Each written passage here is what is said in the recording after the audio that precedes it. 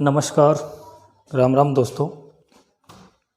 मैं आपका दोस्त बनवारी लाल नायक आपके लिए लेके आता हूँ अपनी हिस्ट्री से संबंधित कुछ ऐसे वीडियो।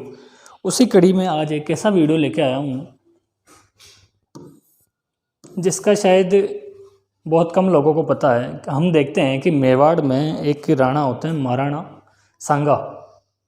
उनके शरीर पे इतिहासकार लिखते हैं कि 80 घाव थे। कितने घाव थे दोस्तों? 80 घाव। एक आँख नहीं है, एक पैर नहीं है, एक हाथ नहीं है। इसके बावजूद बाबर को बयाना के युद्ध में हराते हैं। मैं आज आपको बताऊंगा कि पैर और हाथ तो राणा सांगा के युद्ध में कटे थे। युद्ध हुआ, युद्ध में घायल हुए, उसकी वजह से एक हाथ कटा और एक पैर कटा। लेकिन राणा सांगा की आंख कैसे फूटी वो मैं आज आपको बताता हूँ। तो सबसे पहले तो मैं आपको बताऊं, मेवाड़ के महाराणा थे राईमल। राईमल के 3 बेटे थे दोस्तों। आपको मैं कंप्लीट शुरू से बताऊं, आपके समझ में आएगा। एक का नाम था जयमल,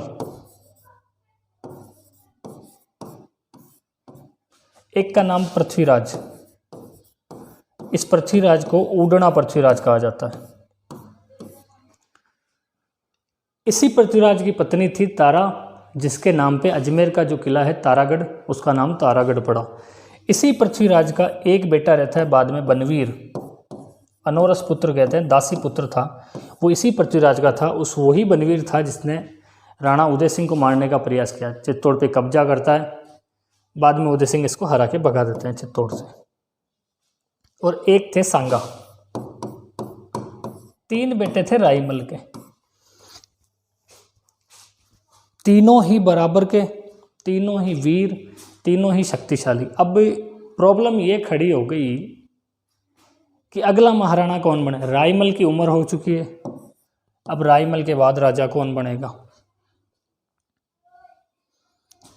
तीनों राजकुमार बड़े होते हैं। पृथ्वीराज बताते हैं कि बहुत वीर, जोरदार, दौड़ने में इतना तेज था ये कि कुंभलगढ़ की दीवारों पे जब ये सुबह 4 बजे उठ के दौड़ता था तो इतनी धम धम धम की आवाज़ आती थी उस कुंभलगढ़ की दीवारों से, की छतों से। तो पूरे कुंभलगढ़ के लोगों को पता चल जाता कि राजकुमार पृथ्वीराज उठ चुके हैं। पृथ्वीराज इधर दावा करे कि मैं राजकुमार बनाया, मैं राजा बनूंगा, मैं राणा बनूंगा मेवाड़ का अगला। जयमल भाई साहब कहे मैं बनूंगा, सांगा भाई साहब कहे मैं बनूंगा। होता क्या है, इनके एक चाचा थे सारंगदेव। सारंगदेव क्या करता है,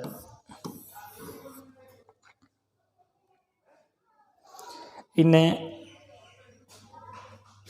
एक पास में ही गांव था, एक भीमल गांव, चित्तौड़ के पास में भीमल गांव था। सारंगदेव क्या करता है, इन तीनों को वहां लेके चला जाता है। इस भीमल गांव में एक देवी थी या एक महिला थी चारण जाति की। कहते हैं कि उसमें देवी आती थी तो वो जो कहती है आगे की भविष्य के बारे में सच सच बताती है। जब तीनों राजकुमार वहाँ जाते हैं, पृथ्वीराज, जयमल और सांगा, सारंगदेव के साथ में, देवी से पूछा कि अगला मेवाड़ महाराणा कौन बनेगा? तो देवी ने नाम दिया राणा सांगा। भाई साहब, जयमल और पृथ्वीराज ने दोनों ने मिलकर सांगा को धमाधम मारा, पीटा, तबे से मारा। सारंगदेव ने इनको कैसे बीच बचाव करके लेके चले गए। उसके बाद वापस मेवाड़ जाते हैं। थोड़े दिनों बाद क्या करते हैं कि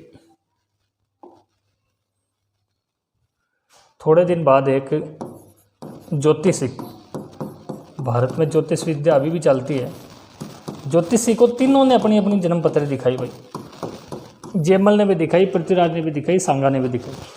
ज्योतिषी ने नाम लिया कि राजा कौन बनेगा अगला मेवाड़ का, कि राणा सांगा। कौन राणा बनेगा अगला? राणा सांगा। पृथ्वीराज का दिमाग खराब हो गया, साला जिससे पूछे कौन बनेगा तो सांगा बनेगा, जिससे पूछे कौन बनेगा सांगा बनेगा। पृथ्वीराज के पास तलवार थी, तलवार के जो पीछे हत्था होता है, हुल बोलते हैं, उस हुल की सांगा की आंख में दे मारी दोस्तों। सांगा की आंख फूट गई। सांगा कहे साले राणा बना नहीं बने, आंख क्यों फोड़ी। ये बात पहुंचती है राणा रायमल के पास और रायमल इस पृथ्वीराज को भगा देते हैं दोस्तों यहाँ से। पृथ्वीराज को कहते हैं कि साले पूरी लड़ाई झगड़ों की जड़ पृथ्वीराज तू है, तो तू यहाँ से जा। तो उसके बाद बताते हैं कि पृथ्वीराज कुंभलगढ़ जाता है, सिरोही भी जाता है, और वहाँ से कोई युद्ध होता है देवड़ाओं से, देवड़ा राजपूतों से, और शायद उन्हीं में से किसी एक युद्ध में इस पृथ्वीराज की मृत्यु हो जाती है। पृथ्वीराज की मृत्यु हो गई। बताते हैं कि किसी एक युद्ध में जयमल और मारा जाता है, तो भाई जयमल की मृत्यु हो गई। और इस पृथ्वीराज का खौफ इतना था कि राणा सांगा मेवाड़ से निकल जाता है। राणा सांगा मेवाड़ से निकल करके अजमेर के पास में दोस्तों एक जगह है श्रीनगर। आप देखोगे अजमेर से भीलवाड़ा जब चलते हैं तो श्रीनगर है, और वहाँ पे उस टाइम में एक शासक था करमचंद पंवार। कोई छोटी सी जागीर थी, सामंत टाइप का था, करमचंद पंवार। इसका राज्य था श्रीनगर के आसपास, छोटा सा ही था। तो भाई राणा सांगा इस श्रीनगर के जंगलों में बैठ के आराम कर रहे होते हैं। जंगल में राणा सांगा जाते हैं तो एक पेड़ के नीचे ऐसे ही पेड़ लेट गए, तो इस करमचंद पंवार के सैनिक उधर से गुजर रहे होते हैं। जब सैनिक उधर से गुजर रहे होते हैं तो वो एक अजीब वाकया देखते हैं। वो देखते हैं कि एक सांप अपना फन फैला के ऐसे खड़ा है। किसके पास में? राणा सांगा के पास में। राणा सांगा सो रहे हैं आराम से, और यहाँ पे सांप अपना फन फैला के खड़ा है ऐसे। मतलब राणा सांगा के चेहरे पे धूप आ रही थी, उस धूप को ये सांप रोक देता है, उस धूप को ये सांप रोकता है। तो ऐसा लगा कि जैसे कोई विचित्र आदमी यहाँ इधर आया है। एक सांप कैसे एक इंसान के छाया कर सकता है, कि इधर से धूप आ रही थी, उस धूप को रोका। ये बात पहुँचती है करमचंद पंवार के पास। करमचंद पंवार आते हैं, वहाँ पे देखते हैं अपने आँखों से वो नज़ारा। उसके बाद वो सांगा को जगाते हैं। सांगा को जगाते हैं कि भाई साहब कौन हो आप? तो सांगा उन्हें बताते कि मैं मेवाड़ महाराणा रायमल का पुत्र हूँ, और मुझे शरण चाहिए मेरे भाई पृथ्वीराज से, जो मेरी जान के पीछे पड़ा हुआ है।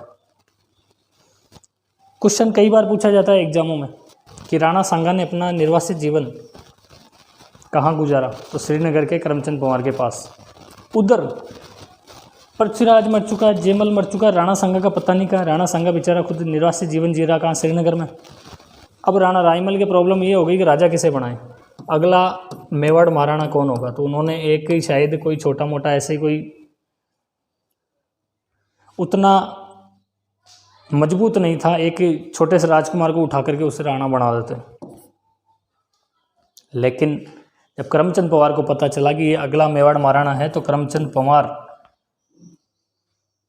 का दूत जाता है वहाँ पे मेवाड़ में और कहता है कि आप किसी एरे गेरे को राणा मत बनाओ, आपकी अमानत राणा सांगा हमारे पास सुरक्षित है। उसके बाद राणा सांगा मेवाड़ जाते हैं और अगले राणा बनते हैं। उसके बाद इन्होंने दिल्ली के लोधी वंश को हराया, बाबर को भी यहाँ तक बयाना के युद्ध में हराते हैं और खानवा के युद्ध में कड़ी टक्कर देते हैं। तो धन्यवाद दोस्तों, आपको वीडियो कैसा लगा? लाइक कमेंट्स ज़रूर किया करो यार। सब्सक्राइब वीडियो अच्छा लगे तो कर देना, अच्छा वीडियो लगे तो लाइक भी कर देना। धन्यवाद। जय हिंद, जय भारत।